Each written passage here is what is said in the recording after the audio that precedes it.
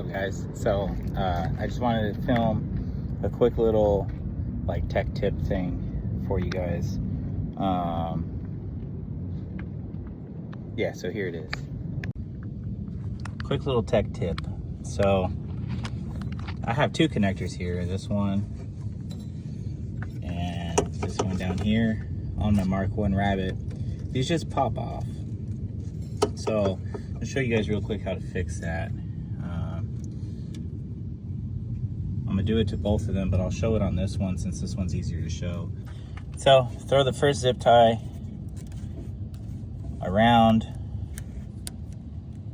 the base and somewhere that it's gonna catch and hold nice and firm, and tighten it, but not all the way. You want it a little bit loose.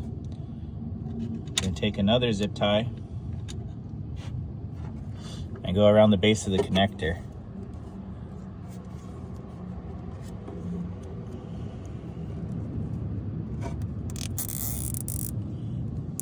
Leave that one a little loose as well. Then you're going to take a third zip tie and you're going to run that zip tie through both of them and connect it. And now that you have them all together, now tighten down the first two.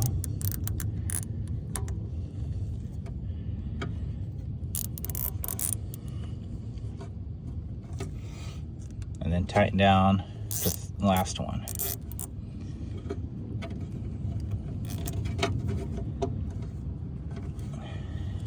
And there you go. That connection is not going to come off now at all. So it'll hold it in place. Looks a little crazy, but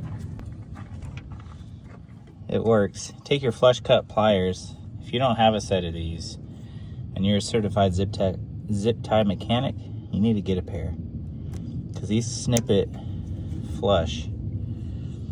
I mean, you can tell by the name, right? Flush cut. But makes it look really neat, clean, and you're not gonna scratch yourself later on when you're in here monkeying around. But there you go. Short little tech tip video so that your connections will stay in place even if they're broken. That looks like garbage, but right here, it's all like melted.